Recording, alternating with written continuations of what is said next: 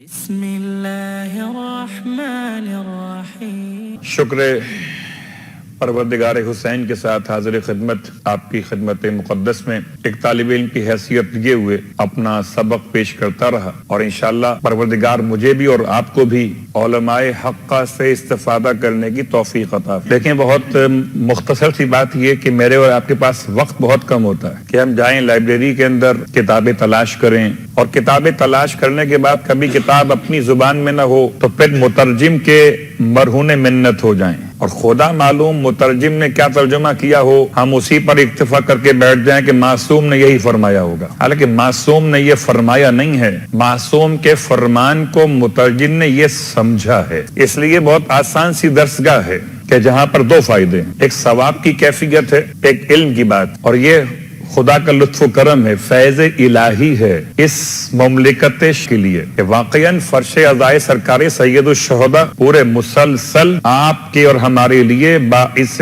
اجر و ثواب بھی ہے، باعث تعلیم و تعلم بھی۔ شکریہ بھی ادا کرتے تمام ان اداروں کا کہ جن اداروں کے تعاون کے ساتھ اور فرش عزا پر مجالس کے انعقاد تک جس ادارے نے تعاون کیا، تمام اداروں کی کامیابی کے لیے اور فرش عزا کے دوام کے لیے دعا کرتے ہیں پروردگار ان سب کو مزید ترقی عطا فرمائے۔ اور آپ کی ہماری ذمہ داری ایک ساتھ یہ بھی کہ جو بہرحال زندگی کی ضمانت نہ میرے پاس ہے اپنے لیے اور نہ آپ کے پاس ہے اپنے لیے، کبھی زندگی تو مل جاتی ہے مگر صحت و عافیت نہیں ہوتی۔ بستر پہ رہتے ہوئے بہت آسان ہے، ہم کہہ سکتے ہیں کہ ہم گھر پہ بیٹھ کر لائیو سن سکتے، میں کیا کیجئے، سننا ہی تو مجلس نہیں ہے، ہم نے تو یہ سنا ہے کہ فرش عزا پر کوئی ماں تھی، تو لائیو سنیے اپنے مقام پر، لیکن اگر آپ کے پاس موقع اور حالات میسر ہوں اور آپ آ سکتے ہوں تو افضلیت اسی بات میں ہے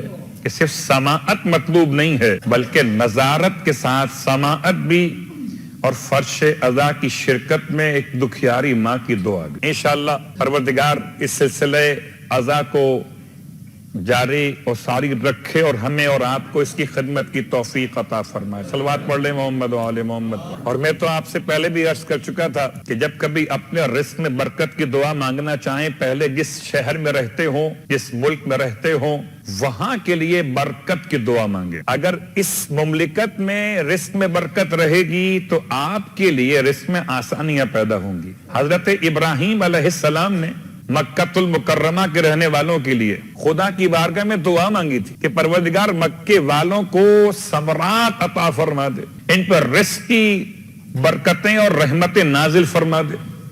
تو جیسے جناب ابراہیم علیہ السلام نے مکے والوں کے حق میں دعا مانگی تاکہ مکہ آباد رہے، فرش عزا آباد رہے، اب وہ کسی مومن کا سوال بڑی مشکل رہتی ہے کہ کسی گھر میں خدا نہ خواستہ کوئی ایسی ولادت ہو جائے کہ جو بچہ آنے والا نقص رکھتا ہو، جسمانی اعتبار سے یا فہم کے اعتبار۔ ایک امتحان ہے والدین کا، اس میں کوئی شک نہیں ہے، اور امتحان میں جزا نہ ہو یہ کیسے ممکن ہے؟ حد تو یہ کہ اگر آپ کی میری کوئی دعا لیٹ قبول ہوتی ہے تو جتنا لیٹ قبول ہوتی ہے اس کا اجر و ثواب خدا الگ سے دیتا ہے۔ لیٹ قبول ہونے کا روایت کے جملے، کبھی کبھی دعا جلدی قبول ہو جانا بھی انسان کے حق میں اچھا نہیں ہوتا۔ روایت معصوم ہے، ایک شخص امام کی خدمت میں آیا اور آنے کے بعد کہتا ہے مولا سے کہ مولا میں نے اللہ سے دعا مانگی مکان کا بندوبست ہو جائے۔ اب اس کے الفاظ میں اپنے انداز میں کہتا ہوں بس میں نے دعا مانگی اور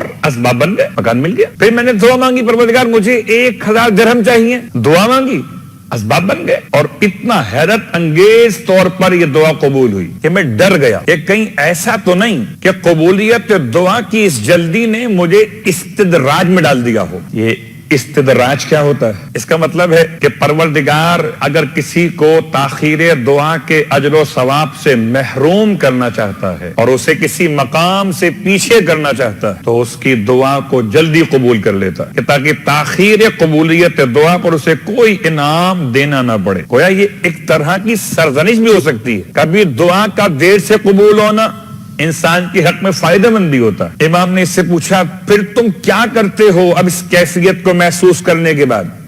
کہتا ہے مولا جب سے مجھے یہ احساس ہوا میں نے 2 جملے مستقل پڑھے، الحمدللہ वश्शुक्र लिल्लाह, बस यही पढ़ रहा हूं, अल्हम्दुलिल्लाह वश्शुक्र लिल्लाह। इमाम फरमाते हैं तुम्हारी इन दो जुमलों की बरकत ने तुम्हारी नेमतों को इस्तिदराज में नहीं डाला है। अगर शुक्र खुदा, कभी कभी इंसान मुतकब्बिर हो जाता है कि जी मैं मुस्तजाबुद्दामात हो गया, मैं पीराने पीर हो गया है, इधर इशारा करता हूं दुआ कबूल हो जाती है। नहीं, अगर इंसान उस कैफियत में अल्हम्दुलिल्लाह व शुक्र लिल्लाह की मिजाज को अपने अंदर मखसूस कर ले तो खुदा उसको वहां के अजर से भी महरूम नहीं। सलवात पढ़े मोहम्मद वाले मोहम्मद। तो इस तरह के तमाम तर मसाइल में अब ये लफ्ज करामत कहते हैं, इसे मौजज़ा नहीं है। कोई डिसेबल बच्चा ठीक हो सकता है, लफ्ज करामत है, मौजज़ा नहीं। ठीक कैसे हो सकता है? जिसकी हयात ना हो उसे हयात दर अब्बास से मिलती, जिसके लिए शिफा ना हो, डिसेबल, इसका नाम मुखीला या मुखियला बयान किया गया। ये 8 मुहर्रम की मजलिस में शिराज का वाकया, बैठ के मातम कर रहा है। इसने मातम के शोर में एक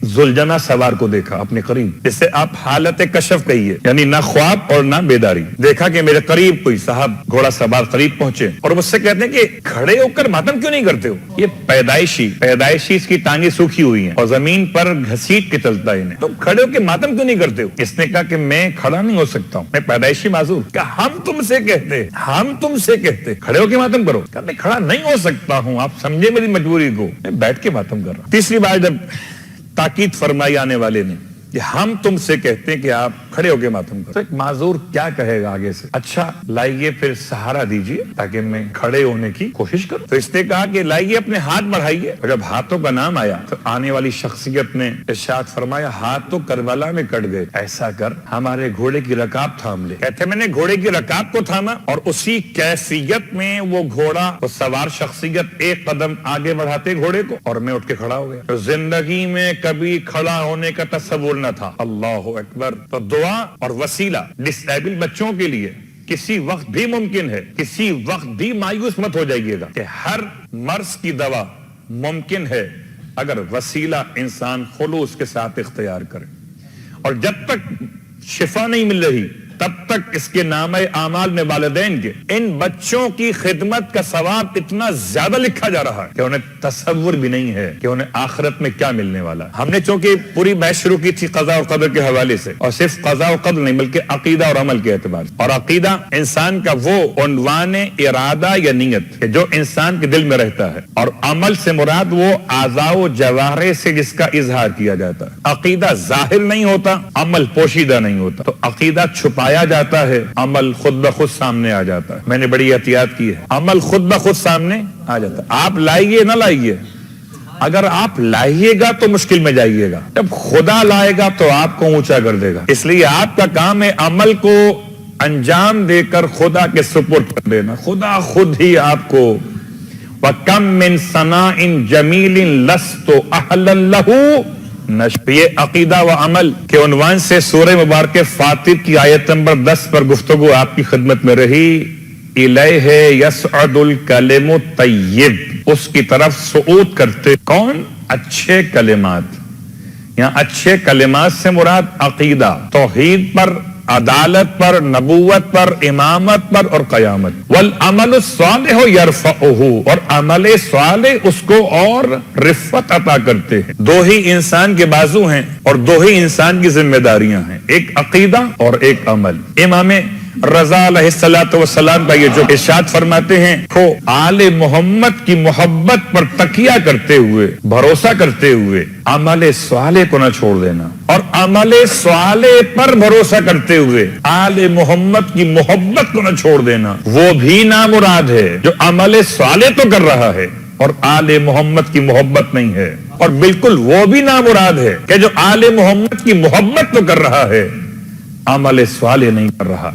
ये अल्फाज मेरे नहीं हैं, ये मासूम के अल्फाज। मोहम्मद वाले मोहम्मद का परवरदिगार नाम हुसैन का वास्ता, इतने आंसू परवरदिगार नाम हुसैन पर बहाए गए, इन आंसुओं की बरकत से हमारे गुनाहों को मुआफ वास्ता मोहम्मद वाले मोहम्मद इन आंखों को इस काबिल बना दे कि फर्जंदे हुसैन के चेहरे की ज़ियारत कर सके। बारला वास्ता मोहम्मद वाले मोहम्मद का परवरदिगार कोई गम न दे सिवाय गम आले रसूल के। बारला वास्ता मोहम्मद वाले मोहम्मद का परवरदिगार मरने से पहले करबला मौला की ज़ियारत नसीब फरमा। اللہ واسطہ محمد و آل محمد کا مرنے کے بعد کربلا والوں کی شفاعت نصیب فرما. اللہ واسطہ محمد و آل محمد کا امام زمانہ علیہ الصلوۃ والسلام کے ظہور میں تعجیل فرما اور ہم سب کو امام علیہ السلام کی ادنا ترین خدمت گزاروں میں شامل فرما. ربنا تقبل منا انک انت السمیع العلیم بجاہ محمد و آلہ المعصومین برحمتک یا ارحم الراحمین.